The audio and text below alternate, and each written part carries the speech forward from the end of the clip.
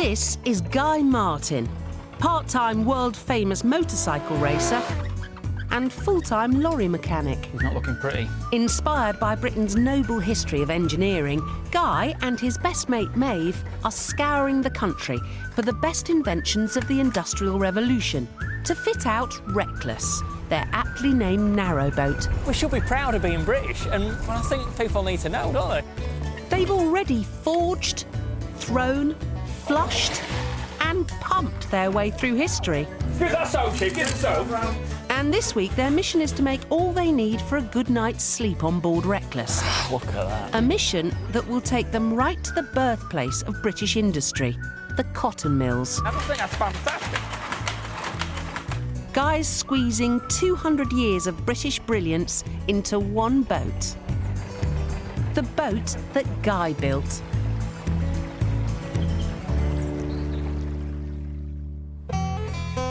A chilly morning in Derbyshire, and Guy has bravely spent the night on board Reckless. I've had better nights of sleep, but it wasn't the best. Truck driver's sleeping bag and hard floor. No, we need to get sorted. We need it, yeah. If we're going to do the job, we need to do it right. In the bed,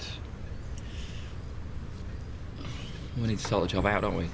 What are you doing last night? The engine room floor is clearly not the best place for a kip. Guy needs a bedroom. Sounds like a job for Maeve's carpentry skills. All right, Chief. Go on then. We need a bed. I know. You having a sleepless night too? It's not happening, Chief, is it? Hey, a man without a bed. There's a man with no home. Well, I reckon if you lay down Do you there... reckon we can make one? Yeah, of course Can you we make one? I'll make it for you, Chief. It'll be the best night's sleep you've ever had. Come on then. What Let's do you have a reckon? measure up. What do you mean measure for a bed? We'll get you some laid down there, I'll scribble around here and we'll know where we're heading. You don't do that. How tall are you? 5'9", I reckon. 5'9". According to this, with your boots on, you're 6 foot. What sort of width are we going for? Are we making it for 2 people, boy? Could we get cosy? What, both of us? Yeah, I think. We'll make it 4 foot so we keep each other warm. That's what the I SAS, think so. That's what the SAS do. And it's good enough for them, it's good enough for us. Yeah. Oh, yeah. We're ready for action then, are we? Yeah, okay. So I need to make some sheets, don't I? Yeah. I need to make a mattress. and What do you some, know about making mattresses? The thick end are not a lot, boss. Sleep is an important part of Guy's routine. He must be clear of conscience because the boy goes out like a light. It's unbelievable, but he snores like a Perkins diesel. While Maeve starts the bed frame, Guy heads off to make some sheets, which, believe it or not, are one of the most important products Britain has ever produced.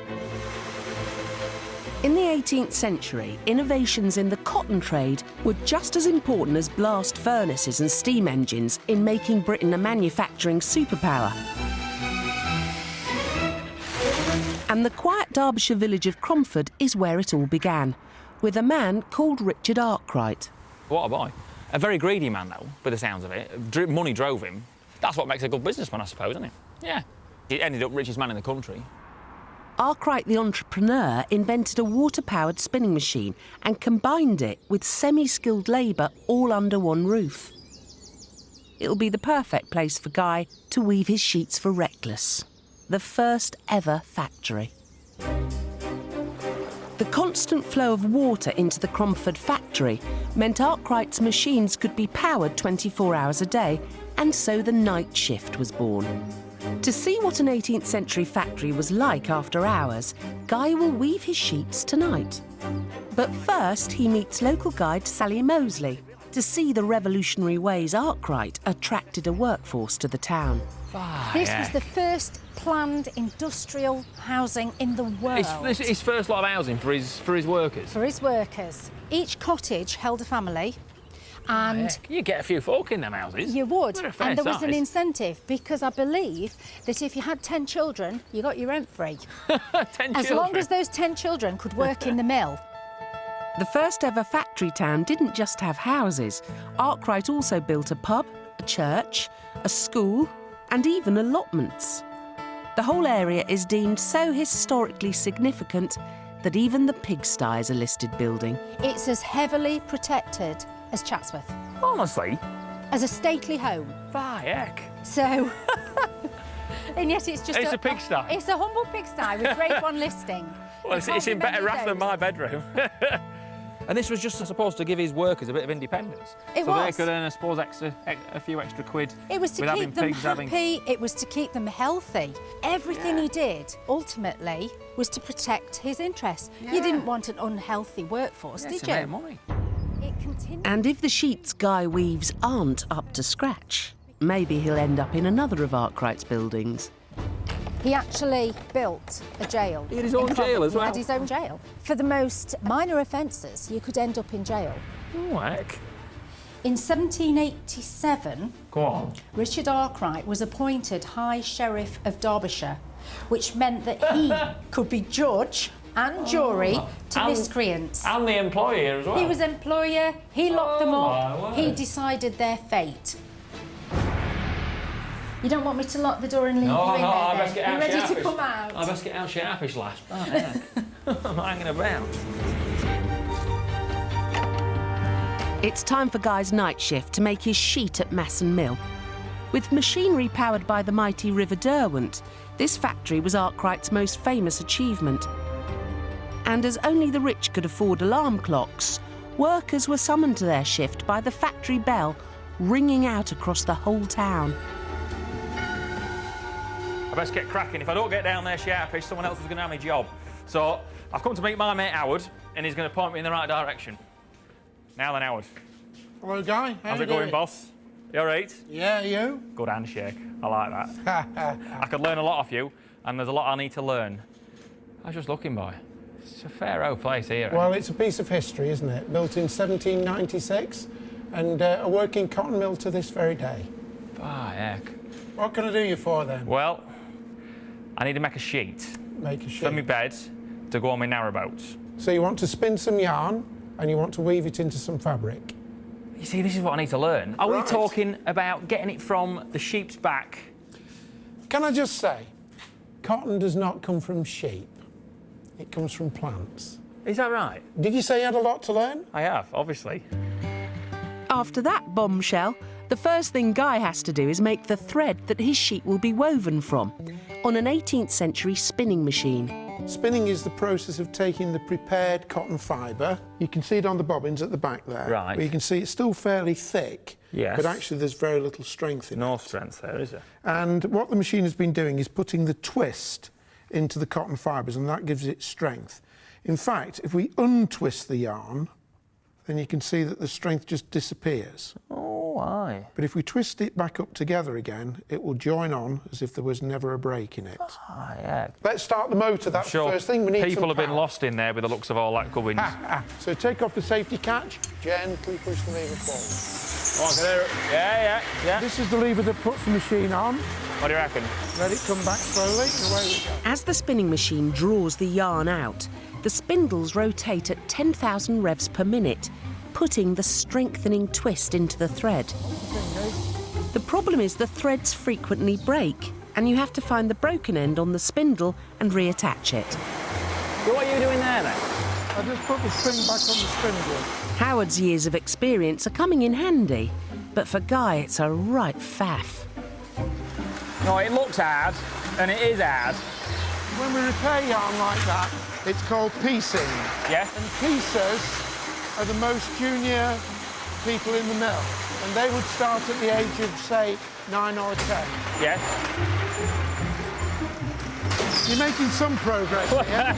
Another 20 years, I think you'll be quite an expert. In the end, Guy has to stop the machine to catch the broken end of his thread, something that wouldn't have been dreamed of in Arkwright's day. They would never stop the machine. You don't stop the machine. You stop the machine, your money is stopped. That's it. Yeah. Back onto the spindle. Well, I say it's not as easy, but I never thought it was going to be easy. Hey, you should wash your hands. I know, I'm sorry. This blanket of yours is going to be quite dirty, you know. Oh, At this rate, making a sheet for the bed in Reckless is going to take some time.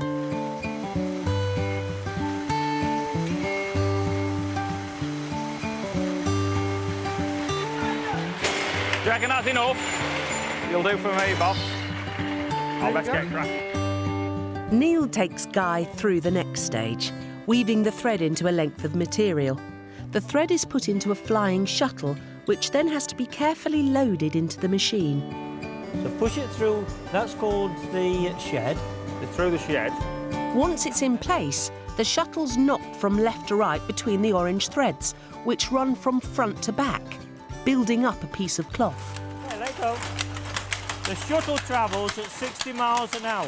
I'll get your hand in the way then. Oh no, you don't want that. It really rattles it. This process makes about 10 feet of cloth every hour. It's a fantastic machine, you know, all the way everything's geared and throwing backwards and forwards now. I mean, well, we've still got leather straps on there. Oh, yeah. You know, not that, they're pigskin. Yeah. The hammerheads are made out of pigskin. I just think that's fantastic. In 1770, the year before Arkwright opened his first factory, the cotton industry was worth around £600,000. 100 years later, as a direct result of Arkwright's innovations, it was worth £40 million. Spot on, sir. Try and make a better job of this one. That's it. You reckon? There you are. I'm getting the hang, you see. Another week or two on that job. Pleasure to do business with you. Good job, sir. Thank you very much.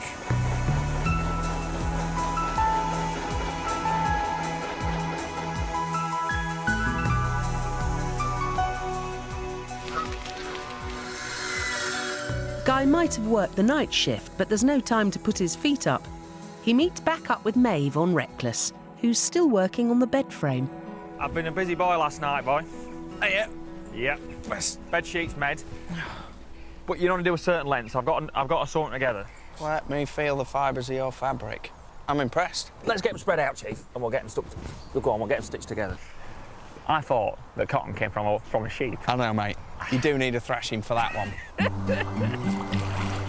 Of course, the sheets still need sewing together, and it looks like it might take some time. Through what? No.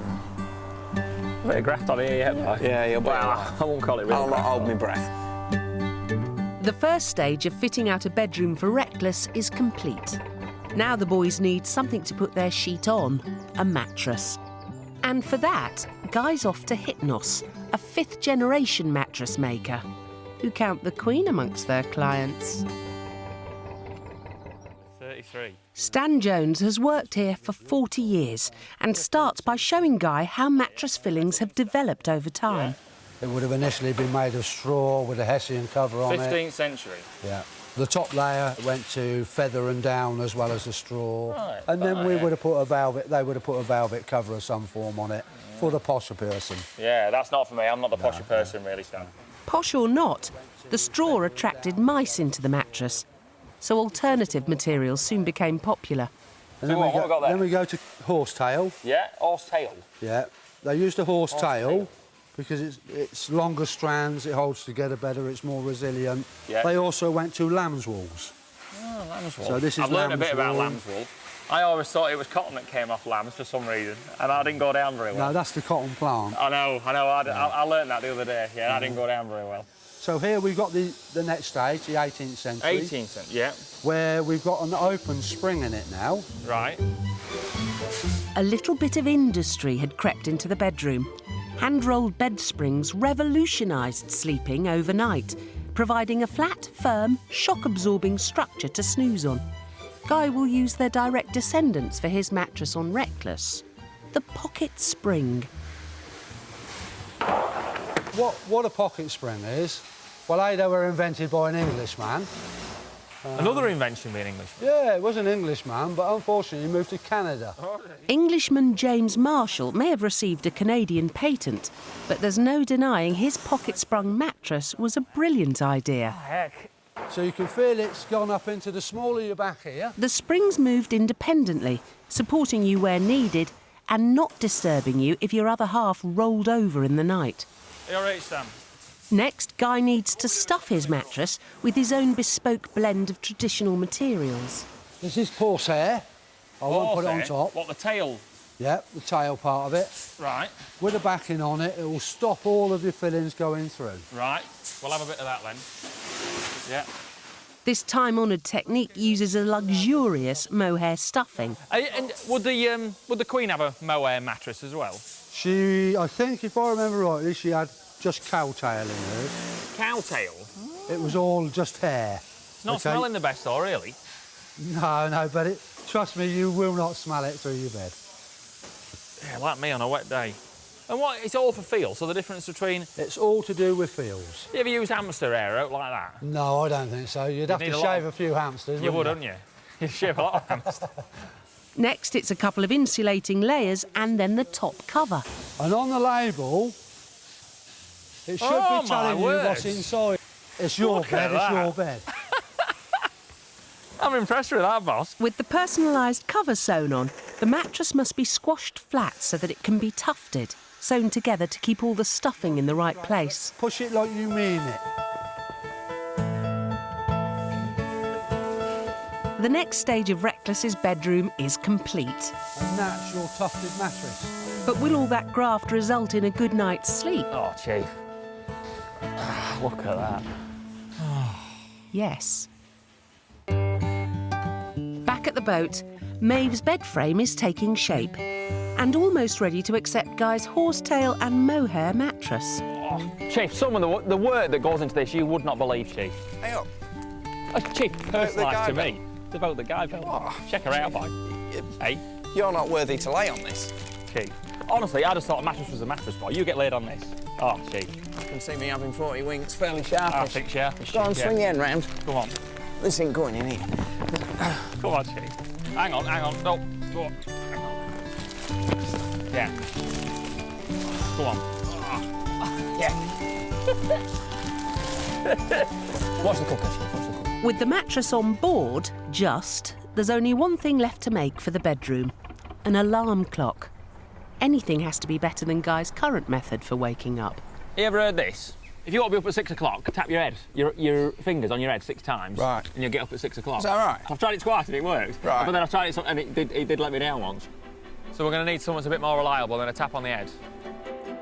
Clocks played an illustrious part in the Industrial Revolution, and nearby Derby has a proud history of clockmaking. Local lad John Smith made his fortune as one of the most famous clockmakers of the 19th century. Look at that. Smith of Derby. The boys are visiting the biggest Smith's clock they can find at Derby Cathedral to research what they'll need to make an alarm clock for Reckless. All right, Tony. Welcome. How's it going, sir? Very well. Welcome Hi, to you Tony. both. Let's go up the tower. Good man. Lovely place you've got here, boy. Oh, that's beautiful, isn't it? Yeah. The inner workings of the clock are halfway up the 120-foot tower.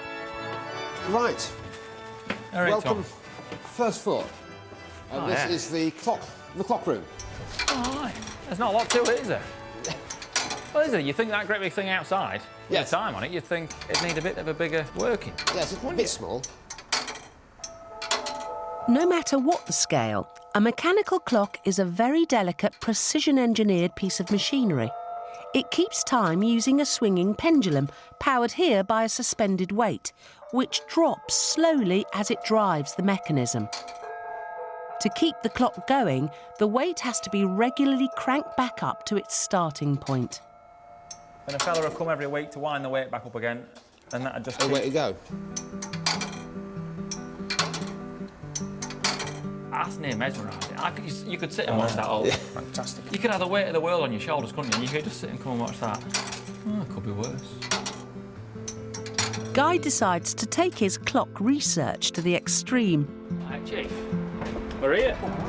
At the top. Well, you couldn't have picked a better day for it, could It's a you? bit misty, but... Asked by the rope access team to help with the cleaning of the clock, All right, Steve. Hi guys. How's it going, Val? Good. Nice, Good to see you. Oh, yeah. he gets to experience what was the most dangerous job of the Victorian era. I'm looking forward to this. I've never done any of this before. Oh, yeah. Right. Over. Yeah. During the Industrial Revolution, the rise of the coal-powered steam engine meant tall chimneys sprang up everywhere, and steeplejacks were in big demand. Yeah. There was no training, and the phrase health and safety hadn't even been thought of. No carabiners, no safety lines. Down on the plane, yeah. Oh, well. Am I all right? Just to guide me, send down, push me, send off the wall. No hands. No, good lad. Steeplejacks would have to climb up enormous ladders without any form of safety rope, or lower themselves on a bosun's chair like Guy's. but without the harness. Lovely seat you got there, haven't you? Best seat in the house. Yeah. Where is it? I can't see him for them gargoyles. Mega. Further down. It's good fun, isn't it? Yeah. Mega. Smiths of Derby still make mechanical tower clocks to this day, and they've recently delivered the biggest clock in the world to a tower in China. But as impressive as all this is, Guy's hit on a problem which would stop the clock working on Reckless. The pendulum rig that's inside this, fantastic that it is no good for being on a boat. You know, because the way a boat, Rocks. even a narrow boat, it's not tidal out and there's no waves in a canal, but still it rocks with a bit of wind and all that, and that knocks the pendulum out of kilter, you see. Right. So I've got to get a way around. All right, we want this device, we want the same sort of mechanism, but we need it powered off a different device. We don't need it powered off a pendulum. We need it powered off, I don't know, and this is what I'm going to find out. Guy decides to seek advice from a clockmaker. If he wants a mechanical alarm clock on Reckless, it'll have to use something other than a pendulum to keep it ticking. He's come to see local clockmaker Rob James, who's been in the family trade since he was a young lad. Rob's found a very fitting timepiece to use for Guy's clock. Now, this is out of a mill or a factory or somewhere similar. Yeah. And the bottom dial here, you can put pins in, and they'll flick the switch and it'll sound the hooter. So it'll be first thing in the morning to get them into work. Tea breaks, lunch, end of lunch, etc., yeah. etc. But the problem with this is it's a pendulum clock. which is no good for my narrow boat. Rob and Guy will have to adapt the clock so it works on Reckless, using a solution to one of the biggest nautical problems of all time. Where do you want me? Can I do it? I'm not shy of graph boy, I'm not shy. In the early 18th century, with no accurate clock available to work on a boat, accurate navigation at sea was a real challenge. So many ships and sailors were lost that the government offered a prize of £20,000 to anyone who could find a solution.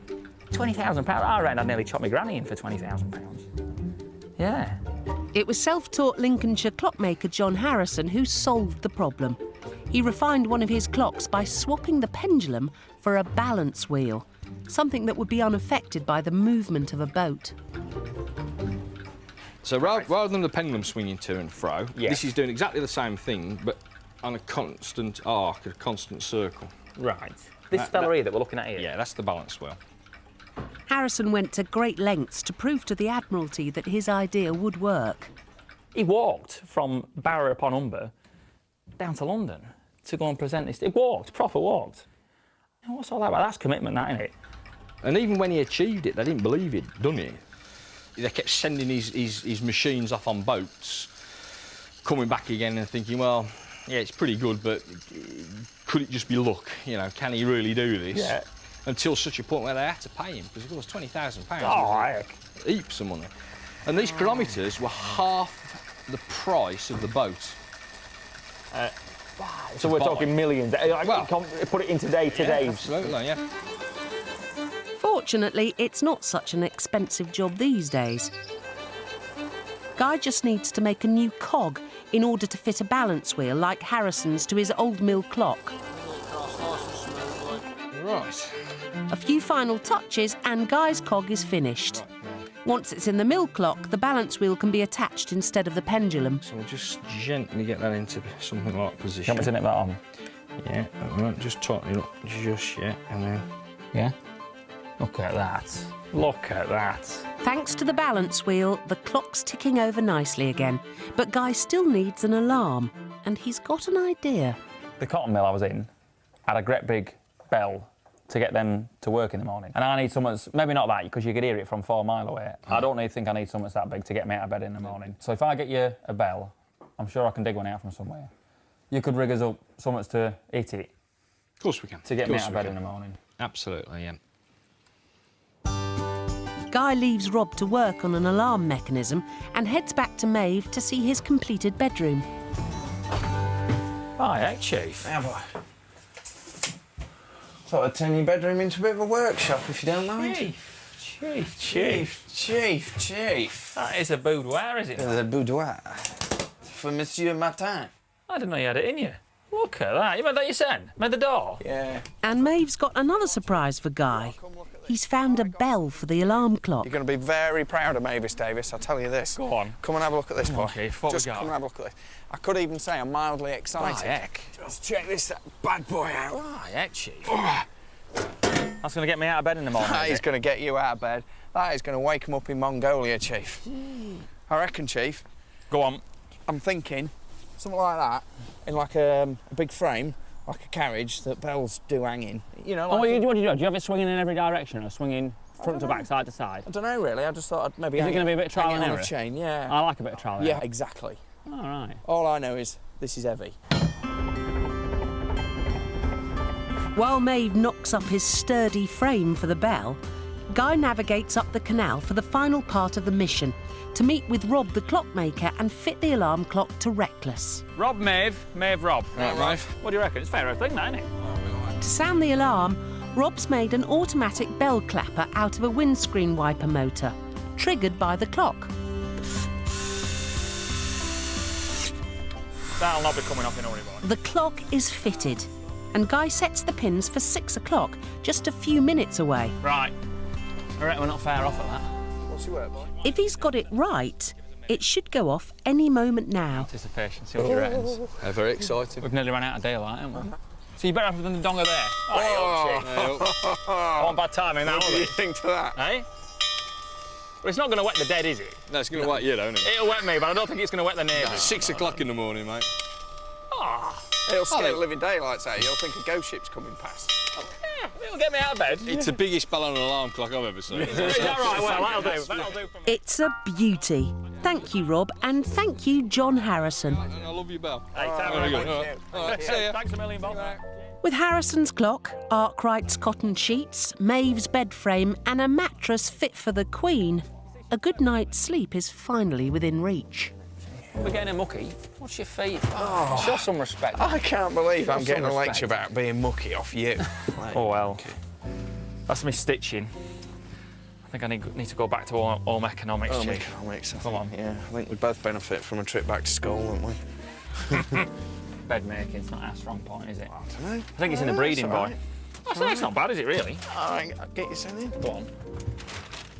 This mattress has already got a grip of me, and I don't think I want to get off it. It's absolutely fabulous. This will have to do for the time being. Oh, Right, Maeve, are you coming for the duration? Hey? well, no, I don't think so. I mean, I like your bed, and I know you're my mate and everything, but you don't Go on. You don't wash. You're not particularly handsome. I reckon I might go home. What? That is a lovely bed. Come on. Have a good night, Chief. Thank you very much. And I'll have a snooze. Oh, See good you later. mattress, though. Good mattress. Personalised mattress.